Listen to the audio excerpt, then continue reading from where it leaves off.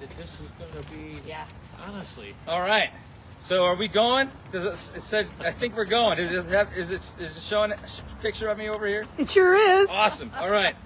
Well, thanks a lot for you guys coming. I think there's going to be more folks at the actual meeting later. The reason we're here today is that at 1 o'clock, the Oneida County Zoning Committee is going to vote to shut down the Minocqua Brewing Company tap room in Minocqua. This is the the fourth year in a row they've tried to put me out of business. This is the second year in a row they've actually voted to shut me down. It's a foregone conclusion that they're going to do that today. The main reason they're doing that is because they hate my politics and they want to make an example out of me, that anybody who speaks out in a progressive way it will be punished. So what I'm going to do today, and while we're out here today, is that I expect as soon as I try to give context to why they're going to try to shut me down, they're probably going to tell me that I have to stop talking, and if I continue to talk, they're probably going to remove me from the meeting.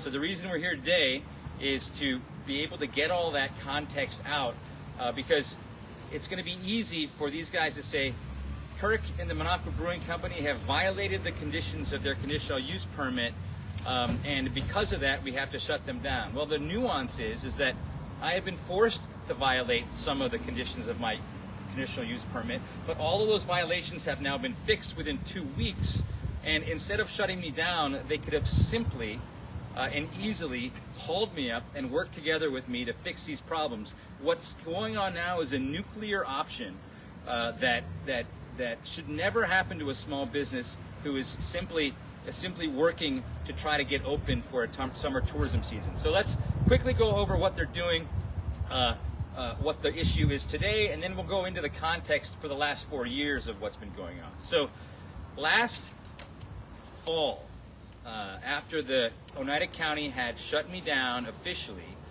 we made a compromise. We sued them in federal court, and in exchange for us dropping our lawsuit against Oneida County, they gave me a conditional use permit for a beer garden.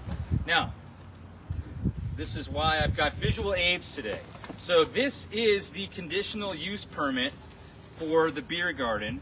It shows a beer garden right there. It shows my main building.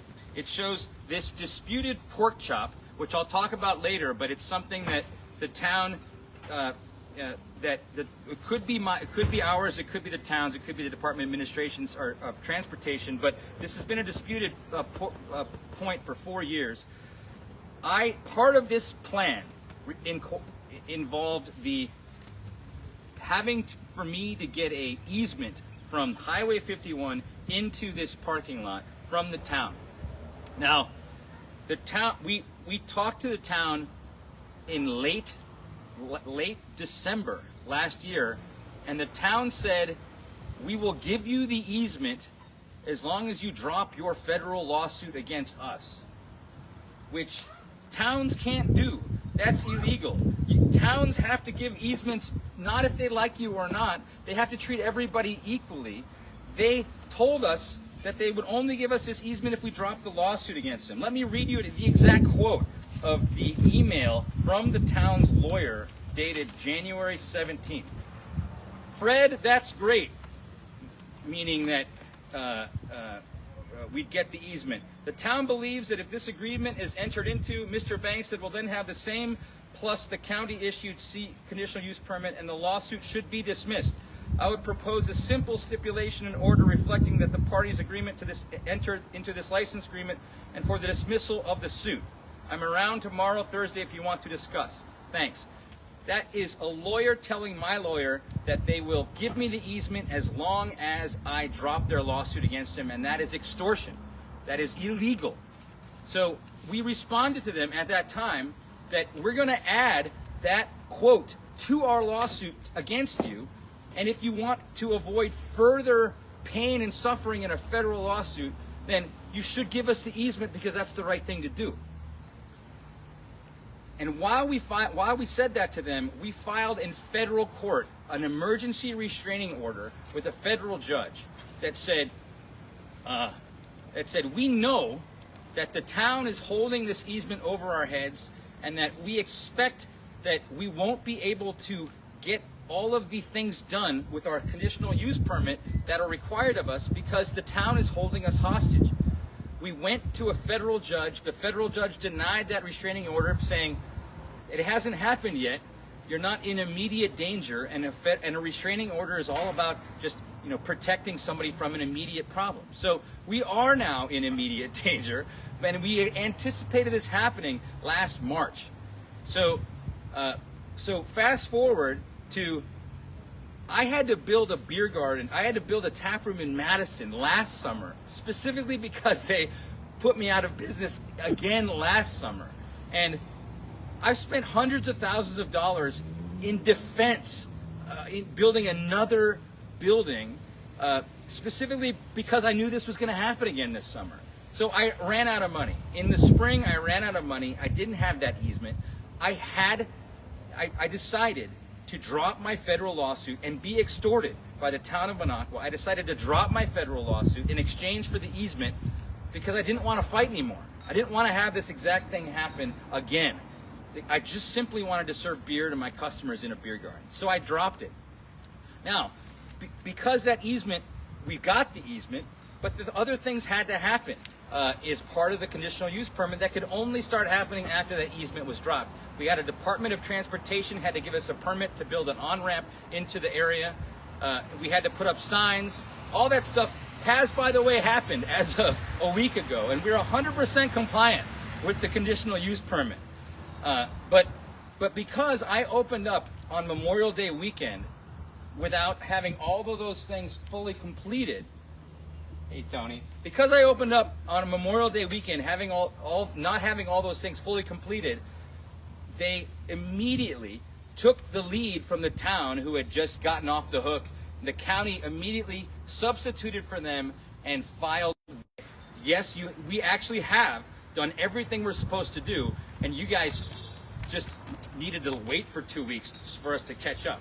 Now, that's the near-term issue that we're dealing with today. But I wanted to get into the overarching issue that they're not going to let me talk about in the meeting today, that tells a story that should be a movie, in my opinion, at this point, because it's been 4 years in the making of both selective enforcement and making up zoning stipulations willy-nilly, moving the goalposts that I could never meet so that they could selectively enforce those moving goalposts and only punish me as opposed to other businesses in Minocqua or in Oneida County.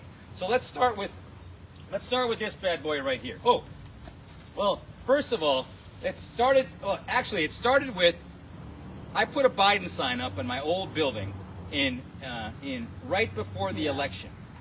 And I did it because I shut down my building and I laid everybody off because I wasn't willing to serve food inside my restaurant when COVID was still running rampant throughout the country.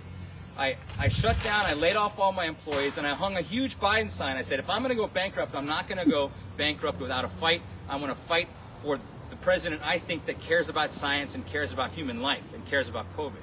I put that sign up. Within 2 days, the Oneida County sent me a letter and said, your sign is too big, and we will fine you up to $250 a day until you take that sign down.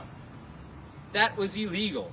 There was a court case in 2015, Supreme Court of the United States, called Reed versus the town of Gilbert, that forbade municipalities by limiting the size of political signs because that is a First Amendment violation.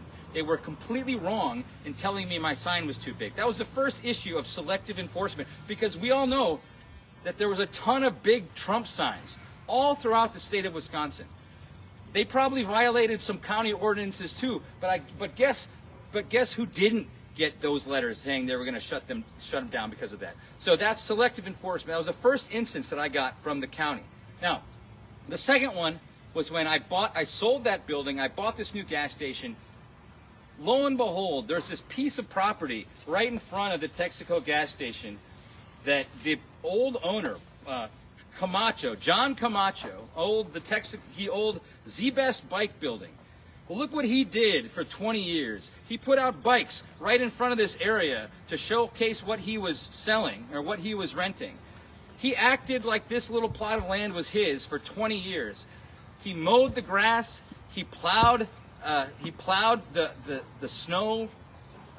When we went to apply for our administrative review permit with the county, we had to go through the town first because that's the process. The town has to kind of give their nod before the county. Even though the Minocqua does not have a zoning committee, they don't have any zoning officers, they are an unincorporated town, they have absolutely no say in anything about zoning. However, because for 100 years Oneida County has just like said, town, give us your go-ahead, that's what's been happening. There's no law.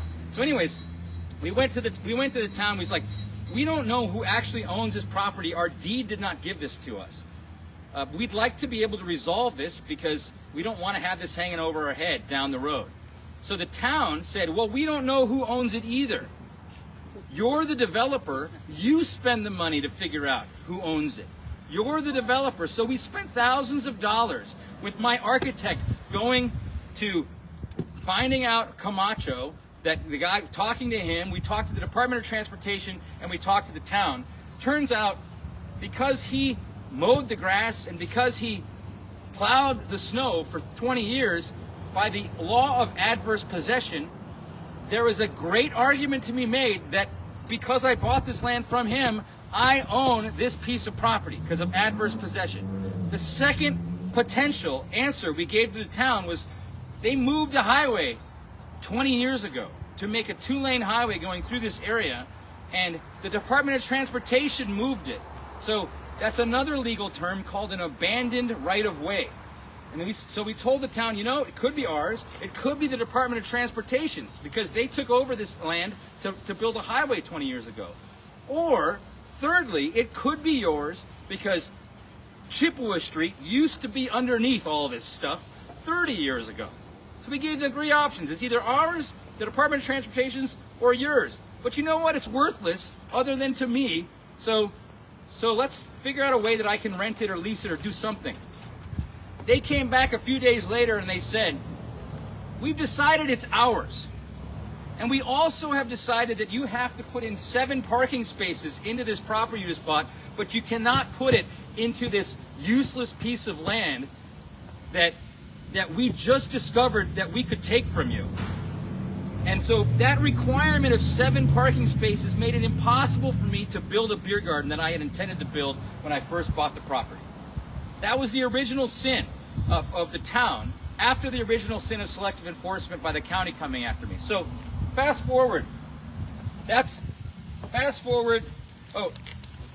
to the next situation. So now that they told me I had to put in 7 parking spaces, I couldn't do anything. That happened in March of 2022. In order to not go bankrupt based on the property I had bought, I needed to make money off of that property. And what I did was I accepted what I thought was a completely unfair situation. I accepted it just so I could get open that following summer tourism season. We started building. We needed to get that administrative review permit in order to even get a building permit. And it was the building, which is now beautiful. It's on the National Register of Historic Places. I've made it a great replica of the original 1935 Texaco gas station. But you know what? Before I got that administrative review permit, there was mold growing in there. There was water, every water damage. It was filth. And I had to get it ready to go before the summer tourism season, so I accepted their horrible offer. So I wasn't quite done because in the summertime, everything was ready to go, but everything wasn't perfect on the outside. So me, not knowing anything about municipal government, went to the town and said, guys, everything's basically ready. It's safe to visit. It's safe to shop at. But, I haven't paved my street, or I haven't made it all beautiful on the outside. They're like, you can't open. Well, guess what? The town of Minocqua is unincorporated, and they don't have the jurisdiction to say that you can't open. The county zoning committee is the only one. But I didn't know that at the time, so I was like, Jesus, what do I do now? So I went to Vic Ouimet, who lived right down the street, who had a building, and I rented 317 Front Street, which was an old accounting firm, and that to be my tap room. I went to the state, Wisconsin Department of Revenue, and changed my address with the state, saying that now 317 Front Street was now the retail operations of the Minocqua Brewing Company. And I got permission from the state. Guess what? As soon as I opened up that place at 317 Front Street, I got a letter from Carl Jenrick at the Oneida County Zoning Committee saying that I didn't have an AR administrative review permit, nor did I have a retail license to operate out of that location, 317 Front Street. Well, I called my lawyer. I'm like, what happened? I thought we were good. He's like, well, I just looked at the records. Over the last 30 years, 15 other businesses had sold stuff out of 317 Front Street, and none of them had an administrative review permit or had a retail license or permit to sell any wares out of there. The first time in 30 years that somehow I get selectively enforced and try to be shut down. There was a $750 citation I got, which was revoked as soon as we reminded them that they had never done that before to that particular place. That was a second selective enforcement they did. So I knew I was never going to get a fair shake from the county. That summer I put up little tents on the side of the building, and I put up little, I got to get this or else I'm going to go brain dead. So I put up little tents. I started serving beer outside. They started citing me over and over and over again that summer. I knew this was going to be a problem, but the summer was over. And so I attempted to amend my administrative review permit so that I could sell beer outside. And I did that in September of 2022. The county said you have to go through the town once again. The town only meets once a month all winter long because it's tiny. And in September, I went to the town to try to amend and get their blessing, even though they have no jurisdiction over the matter. I tried to get their blessing. They waited until March to hand 6 months, knowing that I was going to be in a pickle because I have to open my place and make money for 4 months out of the year in the summer tourism season. They waited until March to say, we conclude that we will still demand you put in 7 parking spaces, and you can't use. This was the plan that we had. This was the plan. I was like, guys, you took this from me, or you just decided you owned it, but it's worthless to anybody. How about we put the parking right here if you demand parking so much? By the way, right across the street is a public parking lot with 45 spaces that nobody uses. Even on July 4th, I documented in a video that nobody even parked in that public lot, which is less than a minute walk away. But they're demanding that I have the 7 spaces, but they're not letting me put it in this pork chop. They're forcing me to put it right here where this beer garden should go. They said no, and I'm like, well, guess what? You don't have the jurisdiction to say no. I'm going to wait for the county to render their decision because you guys have proven that you're going to break the law because you don't have the jurisdiction to tell me this stuff. So I go to the next county board meeting in May, a month later, a month before the summer tourism season starts, and the same zoning committee that we're meeting in front of today said I had to put in these. They said, we'll give you we'll give you one. We'll give you one exemption, and now you only have to put in 6. Well, guess what happened when somebody on the Oneida County Zoning Committee, and I bet you it's Carla Blankenship, because she whispered to me while crying one day when I was submitting an application to a conditional use permit, what they're doing to you is wrong. She works for the zoning committee for Oneida County. She whispered while crying, saying, what they're doing to you is wrong. Well, I got a feeling that Carla Blankenship came up with this graph right here. What this graph will show you is that in the last 3 years, after 2 tries, we've only gotten 1 parking spot waived and have been forced to install 6, when 207 spots have been waived to 12 other businesses in Minocqua and Woodruff. Everybody gets a parking exemption in Oneida County if they need one to expand their business. Let me give you a few examples. Rocky Reef Brewing, less than a mile away from me, exactly the same business that I am. Rocky Reef Brewing applies for 33 parking exemptions to guess what they wanted to do? Build a beer garden. The same thing that I wanted to do. They applied for 30. They were forced to put in 30. They didn't want to put in. They put 0 in, and they were granted 33 parking exemptions to build their beer garden.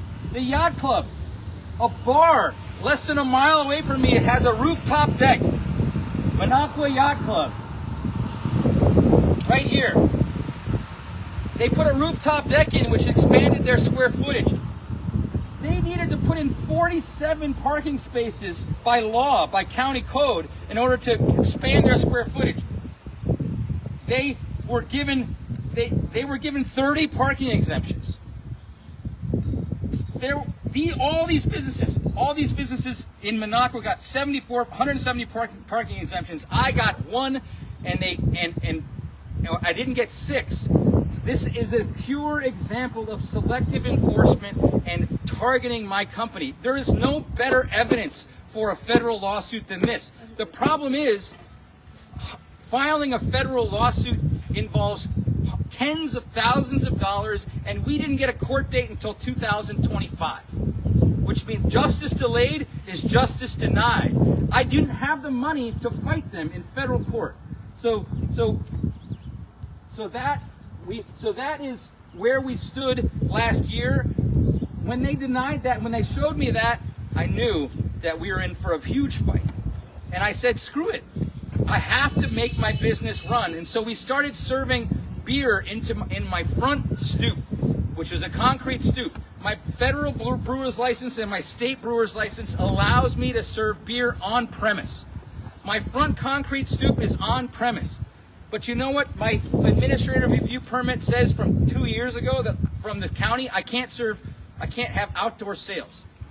So the county started shut me down last year in part because they said I was selling my beer outdoors. Well, I was selling my beer inside, and people were coming out to my stoop, which was on premise, to drink it outside. I know it's a cat and mouse game, but it's ridiculous that they were even thinking about that. They shouldn't have even. And by the way, if you look directly across the street from me, there's a place called the Bottled Bean, who have no fence around their front yard, and they're serving beer and wine and alcohol and mixed drinks exactly in front of me.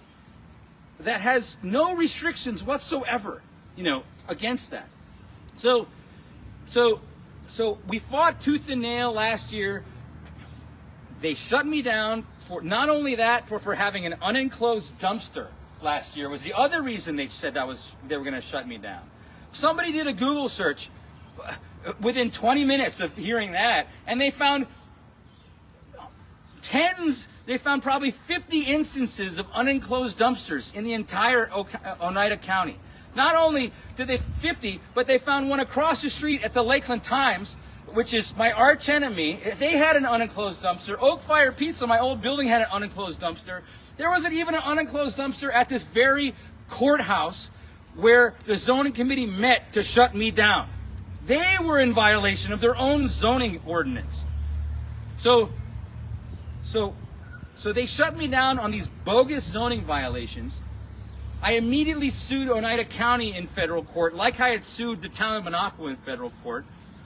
Their corporate counsel, which is the same guy that's going to fight me today, I'm sure told them they would lose in federal court because what they're doing is so obvious. It's so obviously illegal because of that graph I showed you earlier. So they actually blinked, and we actually came up with a compromise to be able to allow me to build my beer garden, but also put in these crazy 5 or 6 spots that they wanted. It's like making sausage. If you look at our parking lot right now, it's the most ridiculous parking lot you've ever seen in your life.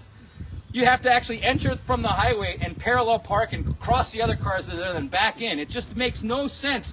But they were so stubborn, even though they had given away 200 parking exemptions to everybody else that wanted them, they were so stubborn, they had to make sure that the town of Minocqua, who said I had to have 6, got their 6. So we made it. We made a compromise. I was cool with that. But then now we're back to the start, because that compromise included forcing me to get an easement from the town in order for cars to come over the highway into this disputed area, which they didn't even know they had 4 years ago, but asserted their ownership of it once we told them it could be theirs. We needed to get an easement from them, And that brings us to back to the start of this story. They would not give us the easement until we dropped our lawsuit against them, which is extortion. Cities and townships cannot force you to do things if you do things as a quid pro quo. It's just illegal. Cities have to treat everybody fairly. Getting an easement to get to your property is about as rubber stampy as it gets. They withheld that easement until I was forced to drop my lawsuit against them because I ran out of money. And 2 weeks after that, the county comes at me and tells me that they're going to haul me back into court and haul me back into this committee meeting to shut me down once again before the summer's even officially started, before all the tourists come in July. So the moral of the story here is that they don't want me to tell this long story. And so this meeting that's happening here, they're going to say, stick to the topic at hand. You have violated these 4 things on your conditional use permit. And because of that, we're going to drop a nuclear bomb on your company and force you to shut down. But the reason those 4 things, and by the way, those 4 things are completed, just not the way they want to see them completed. They want pavers in my beer garden instead of the rocks we put in. Well, guess what our conditional use permit says? It says we have to adhere to the wastewater management plan that our engineer did to make sure that the wastewater seeps into the ground properly. Well, guess what's more pervious than a paver? Rocks. So we're doing something safer than the plan. They also said I needed to pave my street. There's nothing in the conditional use permit other than potentially a gray part here that says I should pave it. We didn't say we had to pave our street. It's perfectly usable and it's not paved. You know why? Because I don't have enough money, because I keep on having to fight these assholes in court all the time. So they're saying they're going to shut me down because I don't have asphalt. We don't have to have asphalt per our conditional use permit. So they're moving the goalposts. They're creating stipulations that I've never agreed to, and they're moving the goalposts, and they're forcing me out of business as a result, which is completely illegal. And that's why we're going to have to yet again fight. And I'm going to have to spend all the profits I make this summer hiring more lawyers to fight in federal court to keep on battling these guys. When all that we need to do, you should come and see my customers. They're some of the smartest people throughout the country. We had somebody from Philly today. We had people from New Zealand. There are so many people that have never visited Minocqua before, but have heard of our progressive activism in the entire state of Wisconsin, which is such an important place to be in America because it's a swing state for our entire country, to avoid getting Donald Trump elected and becoming a dictatorship. We have been very active in politics around the state, and we are a threat to the Republican Party. And people visit us because they want to actually see what the hell's going on up in Minocqua. And they drink beer, and they're smart, and they're wonderful people. They want to shut all that down because we actually are making a difference in northern Wisconsin, and we're actually making a difference in all of Wisconsin. And this is their way to bankrupt me, so I cannot have a voice anymore and try to change and try to keep Wisconsin blue. So thank you all for coming. We're going to go in there, and within 2 minutes of me trying to say what I just told you for the last 45 minutes, they're going to physically remove me from this meeting. Have your cameras ready. And I would love it if Channel 12 got a picture of that. You're going in right now. Thank you. Appreciate it. I hope it works. I gotta sit down. All right.